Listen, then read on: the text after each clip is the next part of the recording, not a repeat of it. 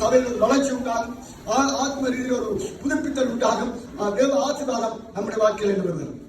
நான் பார்க்கிறோம், இந்த பெந்தெக்கோஸ்தே சொல்வது யூதர்களுக்கு ஒரு பண்டிகை. யூதர்களுக்கு என்ன ஒரு பண்டிகை? பெந்தெக்கோஸ்தே என்பது யூதர்களுக்கு ஒரு பண்டிகை. அதாவது பாஸ்கா பண்டிகையின் 7வது வாரம். அப்ப எத்தனை நாள்? 7வது வாரம் முடிஞ்சு அடுத்த நாள் அவளுக்கு இந்த பண்டிகை. அப்ப 7 வாரம் 7 49 போனா 50. 7 வாரங்களுக்கு தூதர்கள் பாஸ்கா பண்டிகை. இந்த பாஸ்கா பண்டிகை என்ன? விடுதலையின் பண்டிகை அல்ல, புறப்பட முடியாது. அடிமத்திலிருந்து மோசே என்ற தலைவனுக்கூடாக இஸ்ரவேல் ஜனங்கள் புறப்பட்ட வெளிவந்த ஒரு நாள். அல்லேலூயா. அதான் அந்த நாள். அது இயேசு கிறிஸ்து இந்த உலகத்திலே பாவத்துக்காகவும் சாபத்துக்காகவும் தம்மை சிலுவையில பலியாக ஒப்பு கொடுத்து மறித்து உயிர்த்து 50 நாள் பெந்தெக்கோஸ்தே. அப்ப இயேசு சிலுவையில மரித்தார். இயேசு சிலுவையில மரித்தார் நம்முடைய பாவங்களுக்காகவும் நம்முடைய அக்கிரமங்களுக்காகவும் நம்முடைய மீறலுக்காகவும். சிலுவையில மரித்த இயேசு உயிர்த்தெழுந்தார். உயிர்த்தெழுந்த இயேசு 40 நாட்கள் இந்த பூமியில தரிசனமாகி 500க்கும் அதிகமானவர்களுக்கு பிரத்யட்சமாய் தான் காண்பித்தார். நம்முடைய சீசர்களுக்கு 3 தடவை காண்பித்தார்.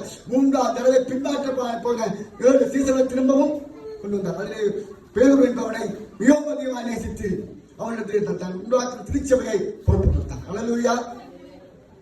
இந்த 50வது நாள் 40 நாள் பரலோகத்துக்கு போகும்போது சொன்னார், நான் போய் தேற்றவானாகிய ஒரு பரிசுத்தாவை நான் உங்களுக்கு அனுப்புவேன், அவர் உங்களை சகல சத்தியத்துக்குள்ளையும் நடத்துவார். அப்ப பரிசுத்தாவியானவர் வரும்பொழுது சபையானது சகல சத்தியத்துக்குள்ளே நடத்தப்படுவது. வேறு சபையில செயலை பார்த்து இங்க செய்யவில்லை, வேறு ஊழியக்காரத்திய முதல்ல பார்த்து இங்க செய்யவில்லை. இங்க சத்தியத்தில் நடத்தப்பட வேண்டும். அந்த சத்திய ஆவியானவர் இந்த சபையிடத்தில் போவதற்கு அவர் கொடுப்பார்.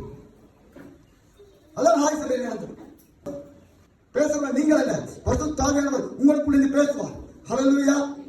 ஆகவே இந்த 50வது நாள் பரிசுத்த ஆவியானவர் தனக்கு அப்போஸ்தலர் மேல் இறங்கின நாள். அதாவது அப்போஸ்தலர் எப்படி இருக்கிறாங்க?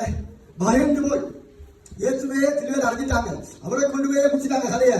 அவற்றை கதையை முடிஞ்சிருக்குது. ஏதோ வீட்டு சொன்னாரு, வந்துட்டு போனா வீட்டு சொல்றாரு, வீட்டு சொன்னாரு, என்ன நடக்குமோ தெரியாது. பயந்து போய் அறையை பூட்டி கொண்டிருக்கிறாங்க. ஆண்டவர் சொன்ன ஒன்றுமே அவனுக்கு விளங்கை. இப்ப எத்தனை பேருக்கு பிரசங்கம் விளங்கும் போது இருக்காரு. நான் பிரசங்கம் பண்ண, நான் போயிட்டு வெளியில எல்லாம் முடிய சாப்பிட என்ன எனக்கு பிரசங்கம் பண்ணி கேட்டா அதெல்லாம் சொல்லி நான் பாச ரெண்டுக்கும் அப்படி சொல்ற விஷயம் இருக்கீங்க தெரிஞ்சுதான் செய்வேன்.